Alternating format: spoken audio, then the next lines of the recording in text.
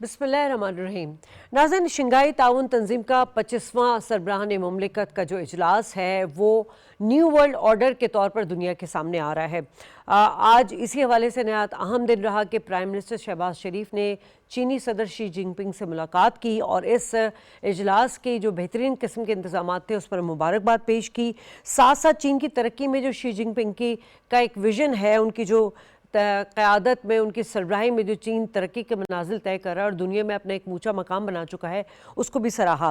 ख़ास तौर पे पाकिस्तान के लिए जो BRI मंसूबे के तहत इकनॉमिक कॉरिडोर की जो अहमियत है और उस हवाले से जो CPEC के जो इकनॉमिक कॉरिडोर्स का जो अगला मरहला है, जो अपग्रेडेशन हो रही है, जिसमें 5 कॉरिडोर्स हैं, इजाफा किया गया है, उसे भी पाकिस्तान की इकॉनमी में और रीजन की तरक्की के लिए जो है अहम संग मील करार दिया गया है और इसको जारी और सारी रखने की ख्वाहिश का एक बार फिर इज़हार किया गया है। प्राइम मिनिस्टर ने शी जिनपिंग के जो कुछ विजन्स हैं, जिसमें ग्लोबल गवर्नेंस इनिशिएटिव है, डेवलपमेंट इनिशिएटिव है, सोलाइजेशन सिक्योरिटी इनिशिएटिव्स हैं, उसके जो तारीख़ी इक़दाम हैं उसकी हिमायत की है। और ये तो रहा मामला चीनी सदर के साथ, लेकिन हमारे प्राइम मिनिस्टर का आज बड़ा ही मसरूफ़ दिन गुजरा। ताजिकिस्तान के सदर से बहुत ज़्यादा फ़रागदिनाना तौर पर जो है मुलाकात हुई है, दो तरफ़ा उमूर पर बातचीत हुई है और उसके साथ साथ जो नहायत अहमियत के हामिल रही है वो रूसी सदर पुतिन से मुलाकात रही है। दो तरफ़ा वफूद में फील्ड मार्शल साहब भी मौजूद थे और यकीनन उनकी मौजूदगी एक अलग ही सिग्निफिकेंस जो है उसको जाहिर करती है, उस पर तो हम बात करेंगे। लेकिन ये जो SCO के इजलास रहा नाज़रीन, इसमें जहाँ पाकिस्तान की एक कामयाब डिप्लोमेसी ये मुँह बोलता सबूत है, वहीं पर हम देखते हैं कि जो भारत है, भारतीय हुकूमत की जो नाकाम सिफारती जो एक उसका एक्सपोजर है वो सब पर नुमाया तौर पर नज़र आ रहा था।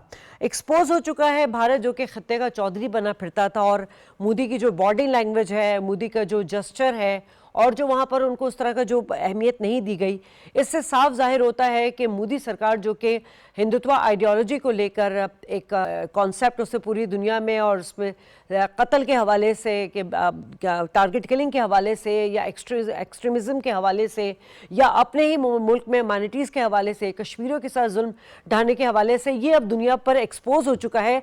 और जिस तरह से उनको उनकी सफारती नाकामी है, ये इन तमाम चीज़ों का सबूत है।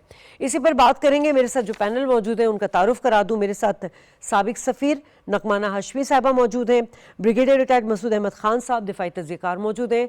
आप दोनों को वार्म वेलकम। नकमाना साहब, जिस तरह मैं बात कर रही थी कि SCO इजलास में कि आज का दिन जो है वो हमारे लिए इंतहाई अहमियत का हामिल रहा, क्योंकि चीनी सदर से भी मुलाकात हुई और इस मुलाकात में जो हमने देखा है कि एंटी फैसिज्म वॉर की जो 80वीं सालगिरह थी उस पर प्राइम मिनिस्टर साहब ने मुबारकबाद भी दी। दुनिया इन तमाम चीज़ों को किस तरह देख रही है? बहुत शुक्रिया मुझे अपने प्रोग्राम में मदऊ करने का। देखिए, SCO समिट वैसे भी बहुत ही इम्पोर्टेंट एक जंक्चर पे आई है, जहां बिल्कुल ये एक टेक ऑफ स्टेज है SCO की, कि वो फुल सर्कल आ गई है और बहुत भरपूर तरीके से इस समिट ने ये ऐलान एक तरह से किया है कि अब हम वर्ल्ड स्टेज पे एक बहुत ही अहम ऑर्गेनाइजेशन, जो सिक्योरिटी की भी है, डेवलपमेंट की भी है, एक नया मॉडल ऑफ डेवलपमेंट और फाइनेंशियल सिस्टम के भी है, हम अब इसको जो नेक्स्ट वर्ल्ड ऑर्डर है, जो मल्टी पोलर वर्ल्ड की तरफ जा रहा है, ये ऑर्गेनाइजेशन उसको लीड करने के लिए तैयार है। तो ये बहुत ही अहम एक समिट थी। इसमें पाकिस्तान का बहुत ही अच्छी तरह से इस्तकबाल किया गया। खास तौर पे जो हमारा 4 डे कॉन्फ्लिक्ट इंडिया के साथ हुआ, उसमें पाकिस्तान का, तो मैं कहूँगी इट्स पाकिस्तान री इमेजिन्ड। और पाकिस्तान ने जिस तरीके से ये दुनिया पे को बावर करवा दिया कि वो किसी भी सूरत से इंडिया के मुकाबले में बहुत ज्यादा मजबूत है, मिलिटरीली भी, कन्वेंशनल वॉरफेयर डोमेन में भी, टेक्नोलॉजी में भी, AI में भी, और as it's a strong political and military state, जिसकी बहुत ज्यादा अहमियत है। और इसकी पजीराई जिस तरह यहाँ SCO में हुई, वो आपने देख ली है। लोगों को एक दफा फिर पाकिस्तान का स्ट्रेटेजिक वैल्यू और उसकी कॉम्पिटेंस जो है उसका बहुत अच्छी तरह अंदाजा हो गया है। जहां तक मोदी साहब का ताल्लुक है तो देखिए, मोदी साहब तो बेचारे ना घर के रहे ना घाट के। वो दो कश्तियों में सवार होने की कोशिश कर रहे थे और बुरी तरह वो बीच में गिर गए हैं। इस वक्त वो इतना नखरा दिखा रहे थे एससीओ की तरफ से, और चीन से भी उन्होंने 2 दफा झड़पें कर ली बीच में, और डबल प्ले कर दिया रशिया को भी और ईरान को भी।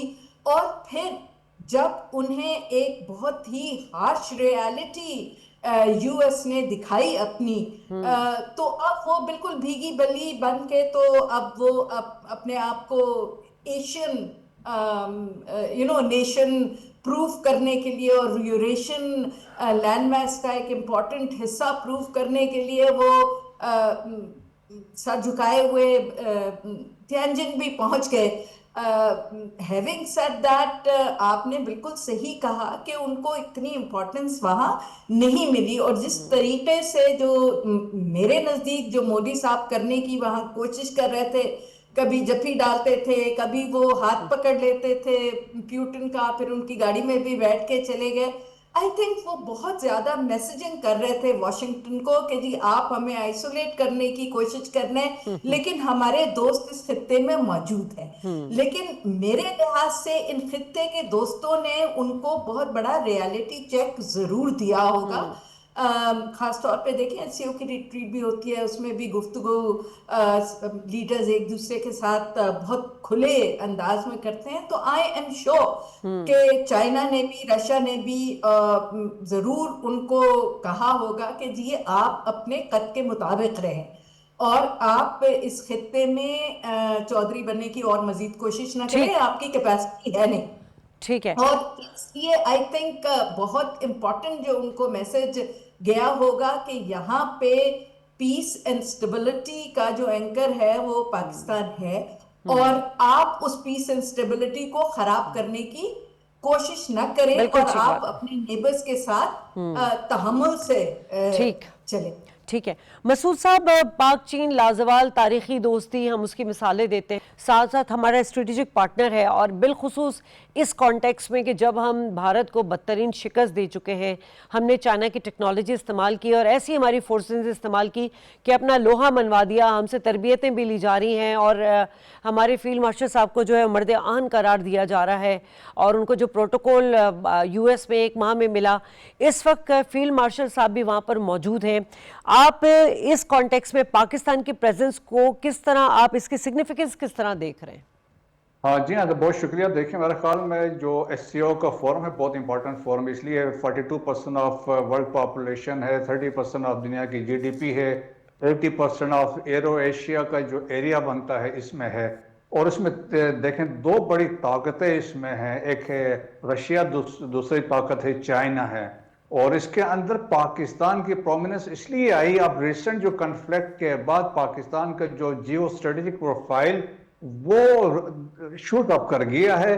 पाकिस्तान ने अपना आप को एस्टेब्लिश कर लिया कि यहाँ खित्ते में एक नॉट सिर्फ कि वो एक मिलिटरीली वो एक पावर है, कन्वेंशनल फोर्स है, तो उसके साथ साथ हमने ये एस्टेब्लिश किया we are the net security stabiliser in the South Asia.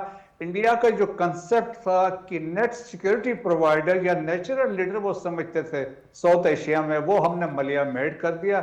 जब हमने ऐसा किया under the leadership, political leadership और मिलिट्री लीडरशिप ने जिन्होंने एक्चुअली ये डिसीजंस लिए हैं, तो मेरे ख्याल में फील्ड मार्शल के डिसीजंस के बाद पाकिस्तान का इमेज बढ़ गया। फिर पाकिस्तान, दुनिया ने ये भी देखा कि देखें कि हम जिस तरीके से हमने डिलीवर किया है, डिसीजन मेकिंग हुई है, जो स्ट्रेटेजिक डिसीजन मेकिंग है, स्ट्रेटेजिक सिलेक्शन ऑफ टारगेट्स थे, उसका एक इम्पैक्ट हुआ। दुनिया ने रियलाइज किया ये लोग they are far ahead of India, और दैट्स वाई देखिए अभी हमें हाइफेनेट कर दिया गया है।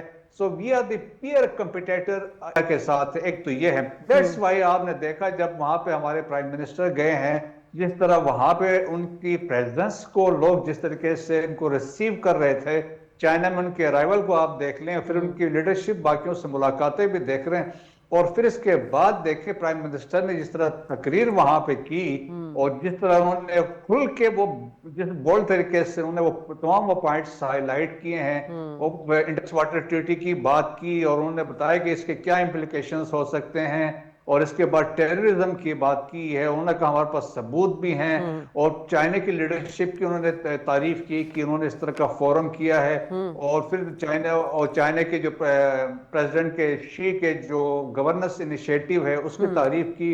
और इसी तरह प्रेसिडेंट शी ने जिस तरह कहा कि हम पाकिस्तान के साथ मिलके डेवलपमेंट और कोऑपरेशन चाहते हैं, हम दोनों ममालिक अपने लोगों के लिए हम बेनिफिट के लिए हमें काम करना चाहिए। सीपेक का फेज 2 लॉन्च होने जा रहा है, 5 नई कॉरिडोर्स लॉन्च होने जा रही है। सो बहुत सारे पाकिस्तान में यहाँ से गहन से, लेकिन most importantly the joint declaration जो था वो बिल्कुल वही था जिससे हम कह सकते हैं पाकिस्तान की मौकिफ की तर्जुमानी थी।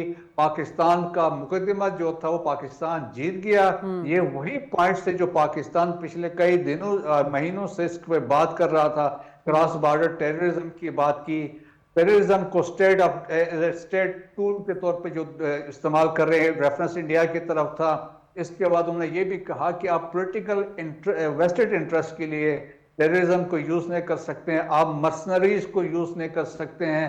और इसके साथ साथ देखें खुशदार के वाकये की उन्होंने बात की, कंडम किया। और अच्छा इसके अलावा जो जाफर एक्सप्रेस वाला था वो भी बात की। सब जो पाकिस्तान कहना चाहता था वो सारी चीजें वहां पे हुई। अब इसके देखिए इसके इंडिया में क्या हुआ। अब मोदी साहब जब वापस गए हैं तो वहां पे उनकी क्लास नहीं जा रही है। तो उन्होंने ये कहा कि मोदी ने सरेंडर कर दिया है। अब न्यूयॉर्क टाइम ने आज आर्टिकल लिखा कि डिफाइनिंग मोमेंट फॉर इंडिया। उन्होंने कहा या वो ट्रंप के सामने वो सरेंडर करें और सेकंड मोमेंट ये है कि वो चाइना के साथ अपने ताल्लुकात एस्टेब्लिश करें। लेकिन अब सवाल यहाँ पे ये भी पैदा होता है कि चाइना के साथ वो ताल्लुकात एस्टेब्लिश सही नहीं करना चाहते। उनको पता है अगर वो अंडरस्टैंडिंग सही हो जाती है चाइना के साथ, फिर चाइना कहेगा पाकिस्तान के साथ भी अपने ताल्लुकात ठीक कर लो, तो बहुत सारे मसाइल उनके लिए आ सकते हैं। और चाइना वो एक पावर है दुनिया में, वो नहीं चाहते हैं कि वो उनके हम अंडर कमांड आ जाएं। उन्होंने इक्वेट किया, इंडियन मीडिया इसको कह रहे कि नेहरू ने जो हुआ था 1962 में, हिंदी चीनी बाई बाई के नारे के बाद 1962 हुआ और उसके बाद इंटायर नॉर्थ ईस्ट में अरुणाचल प्रदेश में उनके हाथ से किया, कलकत्ता तक तो वो नीचे पहुंचने लगे थे। तो वो कहते हैं कि that was a devastating moment था नेहरू के लिए। ठीक है नगमाना साहिबा जी, नगमाना साहिबा गुज़िश्ता रोज़ भी चीनी सदर ने एक तो SCO डेवलपमेंट बैंक की बात की थी, हमने उस पर भी बात की थी कि वो किस तरह इम्प्लीकेशन होगी, लेकिन साथ साथ उन्होंने global governance development security civilisation initiative की भी बात की है और जो तजवीज़ और दी है उन्होंने उस पर पाकिस्तान उसकी हिमायत करता है। तो पाकिस्तान के लिए इसमें क्या फ़ायदा और रीजन पे क्या इम्पैक्ट पड़ेगा इसका? देखिए पहली बात तो ये कि ये जो शी जिनपिंग के इनिशिएटिव्स हैं, पहला है ग्लोबल डेवलपमेंट इनिशिएटिव, दूसरा है ग्लोबल सिक्योरिटी इनिशिएटिव और तीसरा है ग्लोबल सिविलाइजेशनल इनिशिएटिव। और इन तीनों जो इनिशिएटिव्स हैं पाकिस्तान ने इनको फुली सपोर्ट किया है। और जब 2022 में ये शी जिनपिंग साहब ने ग्लोबल डेवलपमेंट इनिशिएटिव किया था, पेश किया था UN में, तो हमने इसको सेकंड किया था। तो हम इसके बहुत इम्पोर्टेंट इन तीनों इनिशिएटिव्स का हिस्सा है और हम इनको बहुत अप्रिशिएट करते हैं। इसी तरह बहुत अरसे से बात हो रही थी कि अगर यूरेशियन लैंड मास को SCO को इफेक्टिव बनना है तो इसको डॉलर के जो शिकंजा है उससे निकलना पड़ेगा। और इसकी भी तैयारी देखिए पिछले कई सालों से हो रही है। ब्रिक्स में भी जो एक ब्रिक करेंसी की बात हो रही है उसमें भी इंडिया भी है, चाइना भी है, साउथ अफ्रीका भी है, ब्राजील भी है, रशिया भी है और इनमें से ये सिवाय दो के बाकी तो SCO के मेंबर्स भी हैं। और ईरान भी यही चाह रहा है कि किसी तरह डॉलर को से जान छूटे ताकि वो सैंक्शंस की रिजीम से निकले हाँ। और अपनी ट्रेड कर सके। अच्छा, तो ये प्यूटन ने भी एक इसी तजवीज़ में दी है, नगमाना साहब, प्यूटन ने भी जी तजवीज़ दी है कि एससीओ जो है मुश्तरका बॉन्ड्स जो है वो जारी करे, ये उनकी एक सजेशन जी आई है। जी जी, ये मैं उसी पे आ रही थी, तो जी। इसलिए ये बहुत इम्पोर्टेंट था। आपने देखा कि 2 साल पहले ऑलरेडी रूबल्स और युआन में जो है वो ट्रेड करनी शुरू कर दी है। इंडिया और रशिया की भी रूबल्स में और इंडियन रुपीस में ट्रेड चल रही है। हमारे भी बहुत प्रोजेक्ट्स हैं जिसपे अब हम लोकल करेंसी में चीन के साथ ट्रेड हमने शुरू कर दी है। तो ये इस बैंक का ठीक। स्टैब्लिश होना बहुत ही एक इम्पॉर्टेंट सिग्नल है कि एससीओ और एससीओ के ममालिक जो हैं वो अब जो नया वर्ल्ड ऑर्डर आएगा या जो मल्टीपोलर वर्ल्ड है उसमें हम खुद अपना फाइनेंशियल सिस्टम भी एस्टैब्लिश कर सकते हैं। चीन ने ऑलरेडी स्विफ्ट के अगेंस्ट पिछले 2 साल से अपना क्लियरिंग हाउस बनाया हुआ है जिसके थ्रू बेतहाशा ट्रांजैक्शंस हो रही हैं। और ये प्यूटन साहब की भी जो तजवीज है ये जेर गौर थी, जिसका उन्होंने अब ऐलान कर दिया है। ये जैसे मैंने पहले अर्ज की, this is a signal from SCO कि जी अब हम हर लिहाज से फाइनेंशियली भी, ठीक। डेवलपमेंट के जो टूल्स होते हैं जैसे वर्ल्ड बैंक है, आईएमएफ है वगैरह वगैरह, हम उनके मुकाबले में एससीओ के और यूरेशियन सब कॉन्टिनेंट के अपनी ऑर्गेनाइजेशंस खड़े करने के काबिल हो गए हैं और हम ये खड़ी करेंगे। तो और देखिए, अगर आप एससीओ को तसल्ली से देखें, लोग इस पे गौर नहीं करते, तो इस वक्त एससीओ में सबसे ज्यादा न्यूक्लियर पावर्ड स्टेट्स हैं। इसमें रशिया है, चाइना है, इंडिया है, पाकिस्तान है, नॉर्थ कोरिया भी न्यूक्लियर पावर है। तो ये स्ट्रेटेजिकली भी बहुत इंपॉर्टेंट एक रीजन है। और ये देखिए, पहली समिट थी चीन में शी जिनपिंग की प्रेसिडेंसी में, जो चीन और रशिया के आपस में स्ट्रेटेजिक कोऑपरेशन एग्रीमेंट हुआ है for all times to come, उसके बाद तो इसका बिल्कुल जो स्ट्रेंथ थी वही बहुत डिफरेंट थी।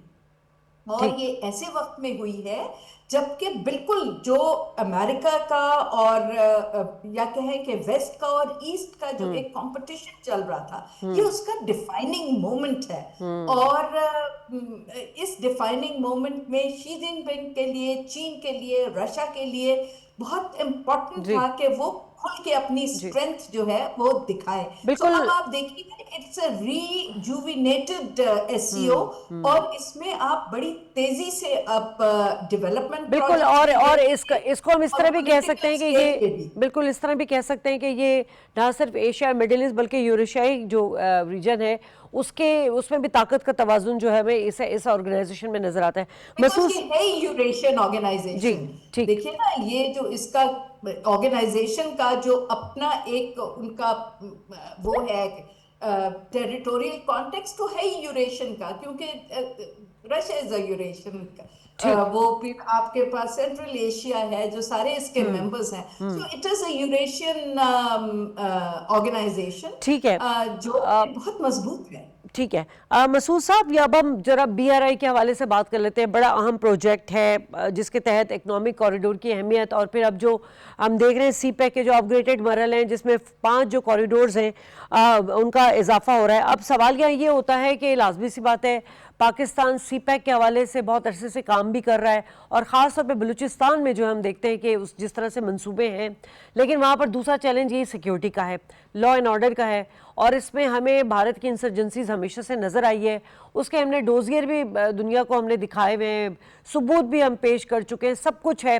अब ऐसे में गुज़िश्ता रोज़ जो एलामिया जारी हुआ था जिसमें दहशतगर्दी को लेकर कहा गया था कि जितने भी रुकन ममालिक हैं वो उस कॉन्टेक्स्ट में इन तमाम चीज़ों को देखें, इस मामलात को एड्रेस करें। अब उसमें तो भारत भी शामिल है जिसकी साजिशें ख़त्म नहीं होंगी, मज़ीद भी बढ़ेंगी, वो आगे भी जाके पाकिस्तान पर हमला करेगा, आगे जाके वो दीगर ममालिक जैसे यूएस है या कनाडा है वहाँ पर भी टारगेट किलिंग करेगा। अब सवाल ये है कि बिल्ली को दूध की रखवाली पे कैसे मामूर किया जाए। मतलब अगर सीपैक के हमने फ्रूटफुल नताइज लेने हैं तो दहशतगर्दी को तो कंटना ही होगा, उसमें चीन भारत के साथ किस तरह से उनको कॉम्प्रोमाइज कराएगा भारत को? देखें, इसमें दो चीजें हैं। एक तो अभी आप मिलिट्री डिप्लोमेसी को देखें, जो इम्पोर्टेंट डेवलपमेंट हुई जब यूनाइटेड स्टेट्स के स्टेट डिपार्टमेंट ने डिक्लेयर कर दिया BLA और मजीद ब्रिगेड को फॉरेन टेररिस्ट ऑर्गेनाइजेशन। सो इसकी लीगल इम्प्लीकेशन भी है, पॉलिटिकल इम्प्लीकेशंस भी है, इसमें बहुत सारी चीजें उसमें आती हैं।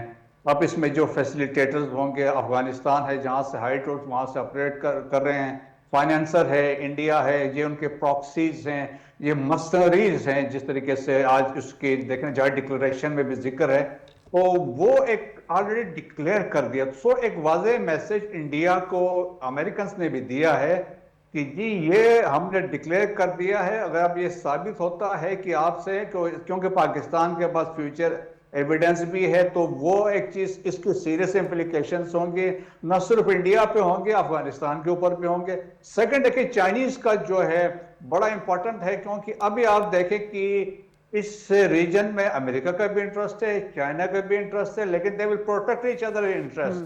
चाइना का भी रेयर अर्थ मिनरल्स पे है, अमेरिकन भी वहां पे चाहते हैं इस तरीके से यहाँ पे आ जाएं, लेकिन चाइना ने बड़े वाज़ेह अफगानिस्तान को किया। आपको याद हो कि एम्बेसडर सादिक के साथ चाइनीज स्पेशल एनवाई, अब मोर रिसेंटली वांग यी वहां पे गए थे, ठीक, उन्होंने उसमें भी वाज़ेह तौर पे इस बातचीत का बताया गया है, चाइनीज ने अपना कंसर्न का इजहार किया है, specially Eastern Turkestan Islamic Movement जो थ्रेटन कर रही है चाइनीज को, शिंजियांग प्रोविंस को, और इसके अलावा उन्होंने TTP, BLA, मजीद ब्रिगेड, क्योंकि चाइनीज इंटरेस्ट को अटैक कर रहे हैं बलूचिस्तान या खैबर पख्तूनख्वा में, तो वो they are operating from Afghanistan. So वो कंसर्न का कन्वे हुआ। और रिसेंट डेवलपमेंट में आपने देखा है पाकिस्तान का एक, हम तो कह सकते हैं ना कि सब्र का पैमाना लबरेज हो चुका है।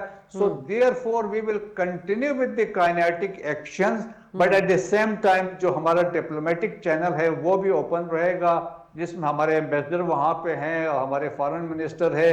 इवन कल ही मेरे ख्याल में, बल्कि आज बात आ रही, इतला थी कि हमारे मोहसिन नकवी साहब ने वहां पे हक्कानी साहब जो उनके इंटीरियर मिनिस्टर अफगानिस्तान, उनसे भी बातचीत की है।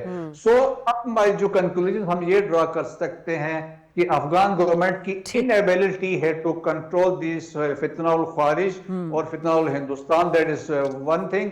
सेकंड, उनमें कुछ ऐसे लोग हैं विदिन तालिबान में हु आर एक्चुअली इन्वॉल्व हैं, फैसिलिटेट कर रहे हैं।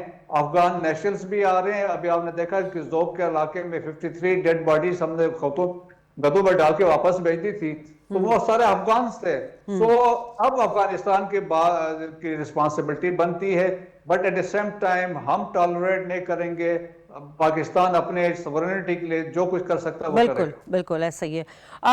नगमाना साहिबा, अब जरा आज की दूसरी मुलाकात पे बात कर लेने। ताजिकिस्तान के सदर से मुलाकात हुई और यकीनन जो भी हमारे उनके साथ दिलचस्पी के मामलात हैं, जो हमारे सेक्टर्स में ताउन है, उस हवाले से भी बात हुई। लेकिन प्यूटन साहब से जो मुलाकात हुई वो काफ़ी इंटरेस्टिंग है। दो तरफा मतलब जो डेलीगेशन था उसमें हमारे फील्ड मार्शल साहब भी थे, इसहाक डार साहब भी मौजूद थे। क्या लग रहा है आपको, क्योंकि गुज़िश्ता एक साल से हम देख रहे हैं कि रशिया के साथ हमारे ताल्लुकात मज़ीद मुस्तहकम हो रहे हैं। हमारी ट्रेड को ले लें, हमारी दीगर पॉलिसीज़ को ले लें, और ख़ास तौर पे स्टील मिल्स के हवाले से जो फ्लैगशिप प्रोजेक्ट है, ये एक दोस्ती की नई अलामत के तौर पर नज़र आएगा। हाँ, देखिए, हम काफ़ी अरसे से चाह रहे थे कि हमारे ताल्लुकात जो हैं वो रशिया से बेहतर हो जाएं, लेकिन जाहिर सी बात है उसमें एक इंडिया का काफ़ी ज़्यादा एलिमेंट था। यूक्रेन वॉर के बाद आई थिंक जैसे रशिया ने भी थोड़ा रियलाइज किया कि इंडिया ने उन्हें डबल प्ले किया है, तो हमारे साथ उनके ताल्लुकात बेहतरी की तरफ जा रहे हैं। इस पर बहुत ज़्यादा एफर्ट लगी है और अब फाइनली उसके आपको फ्रूट्स भी नज़र आ रहे हैं, क्योंकि प्यूटन साहब ने बड़ी गर्मजोशी से मुलाकात की हमारे प्राइम मिनिस्टर से, और उन्होंने उनको दावत भी दी है कि जी आप नवंबर में मॉस्को तशरीफ लाएं, एंड आई एम श्योर हमारे प्राइम मिनिस्टर जाएंगे और अच्छा मजबूत डेलीगेशन लेके जाएंगे, क्योंकि हमारे पहले भी उनसे अच्छे ताल्लुकात थे, लेकिन बीच में काफी प्रॉब्लम्स आ गए थे। तो अब ये रिसर्जेंस हो रही है मुलाकात इन ताल्लुकात की, और बहुत ज्यादा ऐसे शोबे हैं जहां बहुत पोटेंशियल है कोऑपरेशन की, इंक्लूडिंग डिफेंस एरिया में भी बहुत काम हो सकता है, स्पेस में बहुत काम हो सकता है, ट्रेड में, एग्रीकल्चर में, मैन्युफैक्चरिंग में। तो बहुत ऐसे इलाके, एरियाज हैं, सेक्टर्स हैं जिसमें हम मिलजुल के एक दूसरे को बेनिफिट कर सकते हैं। और अब जैसे मैंने अर्ज किया कि पहले तो रशिया और चीन के ताल्लुकात उस तरह ठीक नहीं थे, लेकिन अब पिछले 5-6 साल से ये ताल्लुकात बेहतरी की तरफ जा रहे थे। उनका बॉर्डर जो डिस्प्यूट था वो भी रिजॉल्व हो गया, और इस वक्त रशिया और चाइना की all weather strategic cooperative partnerships है for all time to come. और उसमें रशिया को ये भी पता है कि irrespective of all other relationships, जो स्ट्रॉन्गेस्ट चाइना के रिलेशनशिप है वो पाकिस्तान के साथ है। तो एक बहुत ट्रायंगल अच्छा बनता है। दूसरा, रशिया को ये भी पता है कि हम बहुत इम्पोर्टेंट है स्ट्रेटेजिकली, और ख़ास तौर पे उनका भी इंटरेस्ट है, चीन का भी इंटरेस्ट है, हमारा भी इंटरेस्ट है कि अफगानिस्तान में से ये दहशतगर्दी का जो कर्स है इसको ख़त्म किया जाए। और यहाँ से इंडिया का, नेचुरली चीन इसमें भी इंटरेस्टेड है कि उनको पता है कि इंडिया यहाँ से बैठ के अपनी प्रॉक्सीज के थ्रू चीन में भी तखरीबकारी कराता है, और पाकिस्तान में भी चीनी इंटरेस्ट को नुकसान पहुंचाता है और पाकिस्तान को भी नुकसान पहुंचाता है। इसलिए ये आई थिंक बहुत अच्छी प्रोग्रेस है कि हमारे ताल्लुकात जो है वो रशिया के साथ भी बेहतर हों, और रशिया, चाइना, पाकिस्तान मिलके एक तो अफगानिस्तान में पीस एंड सिक्योरिटी लेके आए, और दूसरा आई थिंक इसका, मेरे ख्याल से, I could be totally wrong, लेकिन थोड़ा सा सोबरिंग इम्पैक्ट जो है वो रशिया और चाइना का जो है वो इंडिया पे भी एक इन्फ्लुएंस कर सकता है कि जी Pakistan is an important country, very important for us, very important for the region. और अब उन्होंने आपकी पिटाई विटाई भी बहुत कर दी है, तो it's going to take you years to get back. और शी जिनपिंग ने तो बहुत क्लियरली अपनी मीटिंग में कहा कि पाकिस्तान हमारा स्ट्रेटेजिक पार्टनर है, और हम हर वक्त अच्छे बुरे वक्त में पाकिस्तान के साथ थे, हैं और रहेंगे। तो आई थिंक, और उसकी डेवलपमेंट, सिक्योरिटी और टेरिटोरियल इंटेग्रिटी को हम बिल्कुल उसको सिक्योर करने के लिए हम पाकिस्तान के शाना बशाना खड़े हैं। तो आई थिंक बहुत ही स्ट्रॉन्ग मैसेज इंडिया को भी दिया गया है, रशिया की तरफ से भी और चीन की तरफ से भी। तो आई थिंक ये ओवरऑल बहुत अच्छी डेवलपमेंट्स हैं, और ये पाकिस्तान के फ्यूचर के लिए बहुत अच्छी रहेंगी।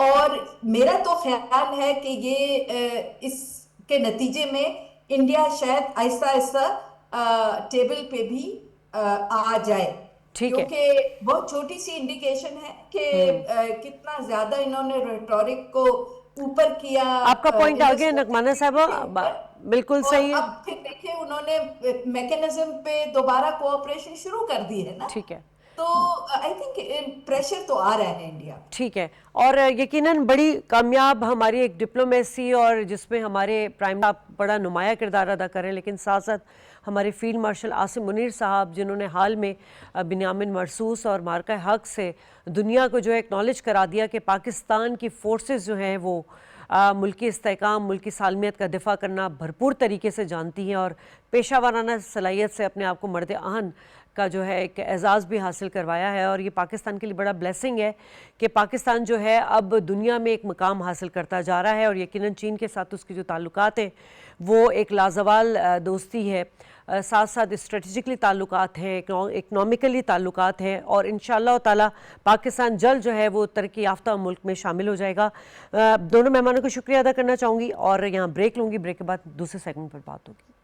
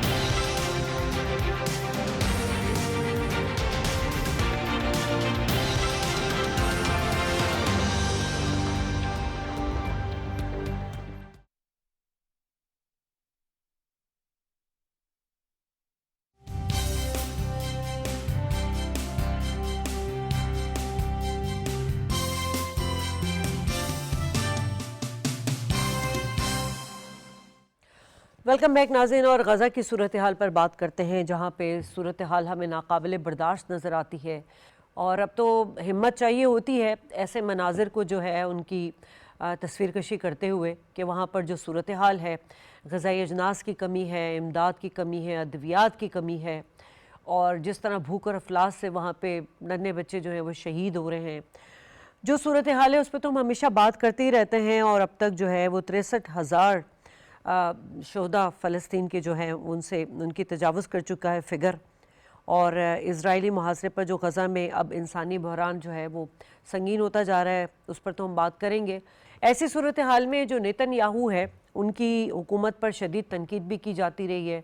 पूरी दुनिया में हम बड़े बड़े डेमोन्स्ट्रेशन होते हुए देख रहे हैं। हाल ही में हमने ऑस्ट्रेलिया में टोक्यो में इतना बड़ा हमने प्रोटेस्ट देखा था, और फ्रांस, बरतानिया, ऑस्ट्रेलिया और कनाडा के बाद अब बेल्जियम ने भी जो है फ़लस्तीन को बतौर रियासत तस्लीम करने का जो है वो फ़ैसला कर लिया है। ये बड़ी खुश आइंद बात है। और साथ साथ जो बेल्जियम के वज़ीर ख़ारजा हैं उन्होंने इसराइल पर जो है वो सेंक्शंस भी और सख्त पाबंदियाँ आयद करने का ऐलान किया है।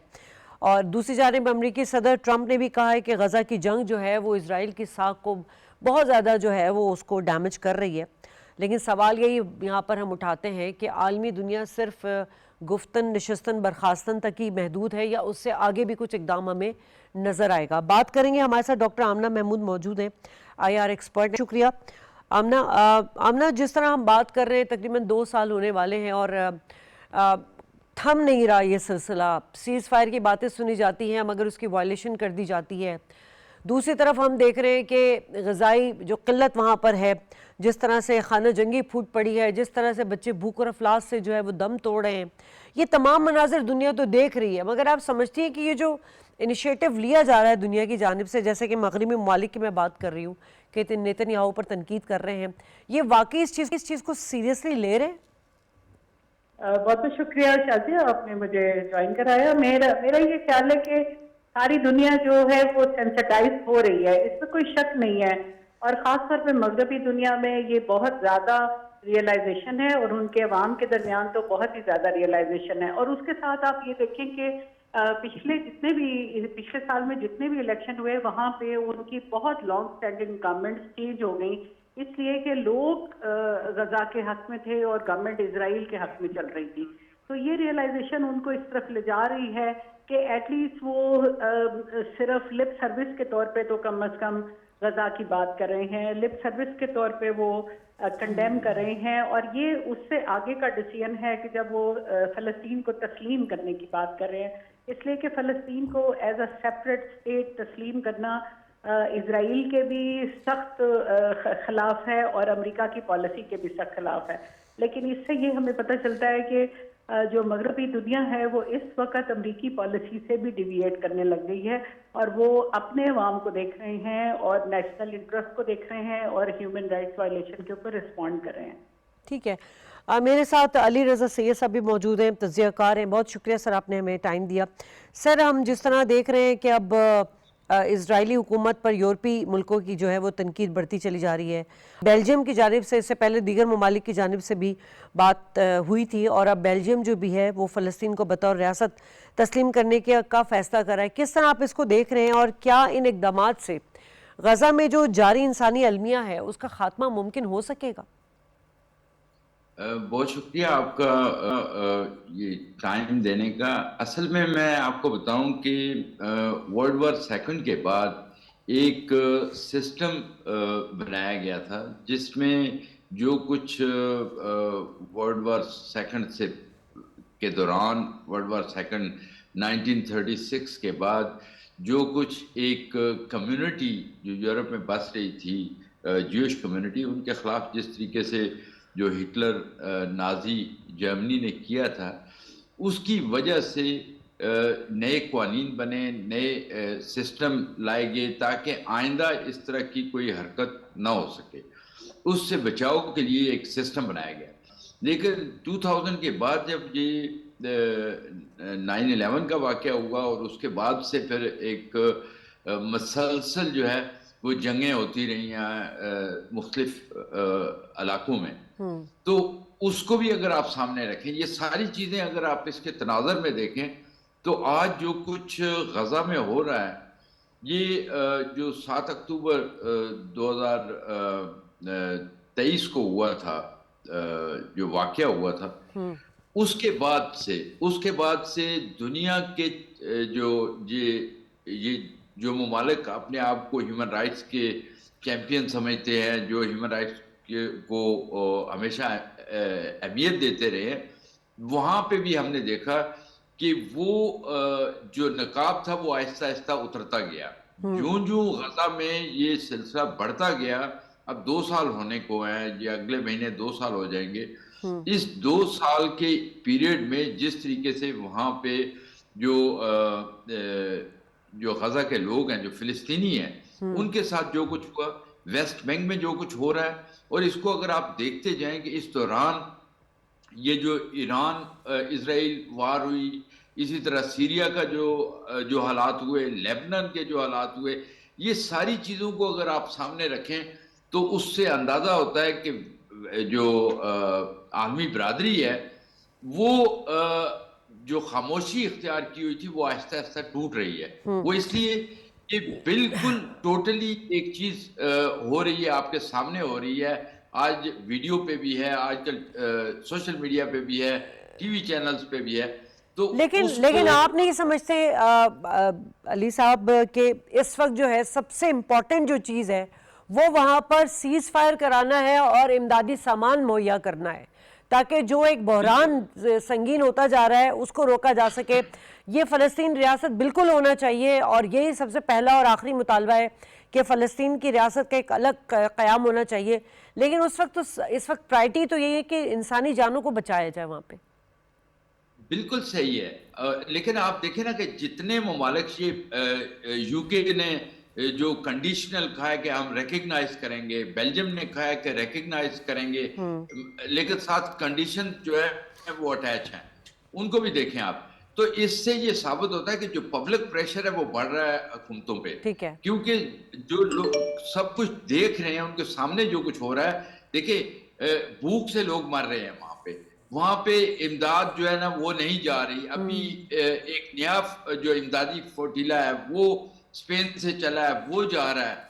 लेकिन सबसे पहली प्रायोरिटी तो ये होनी चाहिए कि उस सीज फायर हो, सीज फायर पहली प्रायोरिटी, ताकि वो लोग जो हैं जो 2 साल से मुसलसल जुल्म और बर्बरियत का शिकार हैं वो सुकून का सांस ले सकें, और जो आलमी बरादरी है वो उसके बाद 2 स्टेट सोल्यूशन जो उन्होंने तजवीज़ किया हुआ है उसकी इम्प्लीमेंटेशन होनी चाहिए। लेकिन जितने मुस्लिम ममालिक हैं वो चाहते यही है कि भाई फ़लस्तीनी रियासत का अलग, उनको एक अलग स्टेट के तौर पे रिकग्नाइजेशन मिले।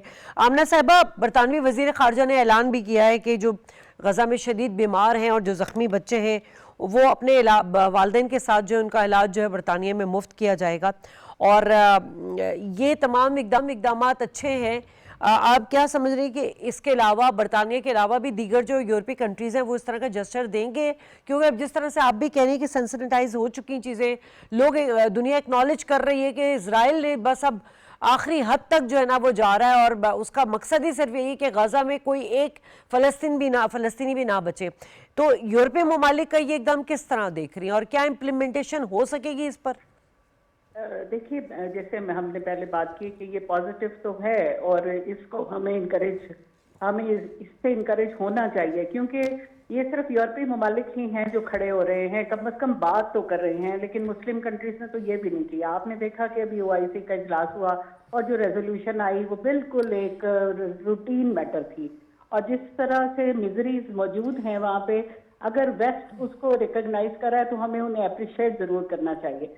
हैविंग सेड दैट, मैं ये समझती हूँ कि ये सारी की सारी सिर्फ सिंबॉलिक है, क्योंकि देखिए कि यूके के प्राइम मिनिस्टर ने भी और यूके के वजीर खारजा ने भी बहुत स्ट्रॉन्ग वर्डेड बयान दिया है इसराइल के खिलाफ, लेकिन और साथ ही उन्होंने उनके वफ्द को, ऑफिशियल वफ्द को आने से मना कर दिया है उस हथियारों की नुमाइश में, जो कि उनके लिए बड़ी एक वाइटल होती है, क्योंकि वहां से उन्होंने अर्निंग करनी होती है।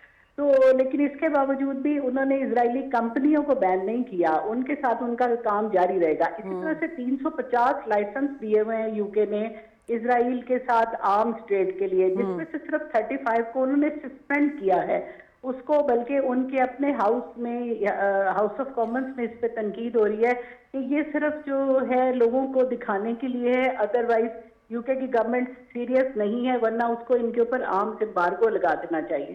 उसके साथ जो आप बात करिए कि बेल्जियम ने, कनाडा ने, फ्रांस ने इस बात पे शदीद इजहार किया है अपने गुस्से का कि इजराइल जंग बंद नहीं करा, लेकिन प्रैक्टिकली क्या किया है, 6000 ट्रक जो हैं वो इजराइल में एंट्री का इंतजार कर रहे हैं, जो फूड मटेरियल लेके और खैमे और चीजें लेके खड़े हैं, लेकिन उनको इजराइल इजाजत नहीं दे रहा। तो क्या इन कंट्रीज ने ये कहा है कि हम इजराइल के साथ ताल्लुकात मुंतके कर लेंगे अगर वो इनको इजाजत नहीं देता, या ह्यूमैनिटेरियन क्राइसिस को खत्म नहीं करता, या इन लोगों को अक़वाम मुत्तहिदा के जरिए फूड सप्लाई करने की इजाजत नहीं देता? किसी ने नहीं कहा।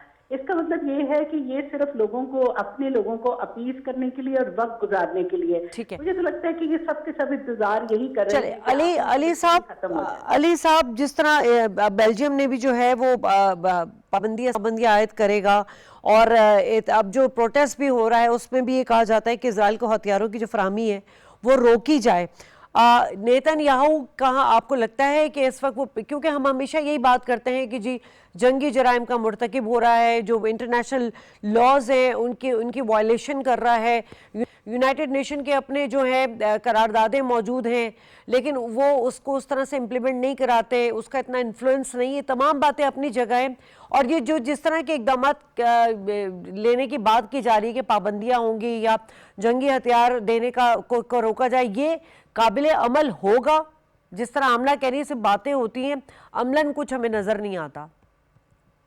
बिल्कुल सही कह रही हैं, जिस तरीके से आमना साहबा ने कहा है, बिल्कुल यही एक जो हम भी समझते हैं यहाँ रहते हुए, मुझे भी काफ़ी अरसा हो गया है बेल्जियम में, बेल्जियम नेशनल हूँ, लेकिन यहाँ पे जो पब्लिक है, पब्लिक ओपिनियन डिफरेंट है उसके, जो गवर्नमेंट है उसके ओपिनियन से। लेकिन ये मसलसल 2 साल से जितने मुजाहरे हो रहे हैं, प्रोटेस्ट हो रही हैं और जो मुख्तलिफ ऑर्गेनाइजेशंस कर रही हैं, उसका इम्पेक्ट हो रहा है। और ये जो है ना, ये जो गवर्नमेंट ने डिसीजन लिया है, बेल्जियम गवर्नमेंट ने, लेकिन उसको अगर आप देखें तो उसमें उन्होंने बहुत सारी चीज़ें अटैच की हैं। उन्होंने 7 अक्टूबर वाले की मजम्मत भी की है। उन्होंने कहा कि जी कुछ जो मिनिस्टर्स हैं, उनके 2 मिनिस्टर्स, उनको हम करेंगे, बैन करेंगे, लेकिन साथ हमास को भी होगा। फिर दूसरा ये है कि हमास जो है वो अपना इक़्तिदार जो है वो छोड़ दे उससे, गजा से। तो ये सारी चीज़ें जो है ना, अगर आप देखें तो ये लिप सर्विस है। असल में अगर ये चाहें, अगर ये मगरबी मुमालिक, अमेरिका अगर वो चाहें तो जंग एक दिन में बंद हो सकती है। अगर वो जिस तरह ट्रंप साहब ने कहा था, अगर वो चाहें तो एक कॉल पे, मैं एक आर्टिकल पढ़ रहा था कि जिसमें उन्होंने कहा कि सिर्फ एक कॉल की ज़रूरत है ट्रंप साहब की, नेतन्याहू साहब को। तो मकसद ये है कि वो तभी करेंगे जब उनको पता होगा कि आलमी बिरादरी जो है वो सीरियस है। सीरियस तभी होगी जब आप अनकंडीशनल उन पे लगाएं। ये आईसीसी में जो इंटरनेशनल कोर्ट ऑफ जस्टिस है उसमें और इंटरनेशनल क्रिमिनल कोर्ट में जो केस चल रहा है उसको भी आप देखें कि उसके मुताबिक ये जेनोसाइड हो रहा है। तो अगर ये जेनोसाइड हो रहा है तो जो आलमी पावर्स है और खासकर सिक्योरिटी काउंसिल के जो मेंबर ममालिक है उन पे फर्ज बनता है कि वो फौरी तौर पर अमली तौर पे कोई कदम उठाएं, जो नहीं उठाया जा रहा है। आज 2 साल हो गए, आप देख ठीक रहे है, हैं, मैं अपने सुन रहे हैं। जी प्रोग्राम का वक्त ख़त्म हुआ। दोनों मेहमानों को शुक्रिया अदा करना चाहूँगी। पाकिस्तान का इस हवाले से बड़ा क्लिक ऑफ है। पाकिस्तान हमेशा गज़ा फ़लस्तीन के साथ खड़ा है और फ़लस्तीनी रियासत के क़याम के लिए वो पहले भी अपने इस बात पे कायम था और अब भी कायम है। OIC में भी पाकिस्तान ने इसी हवाले से बात की है। रही बात जब जुल्म हद से बढ़ता है तो मिट जाता है। इजराइल का इंशाल्लाह इसी तरह खात्मा होगा। प्रोग्राम से इजाज़त, अल्लाह निगहबान।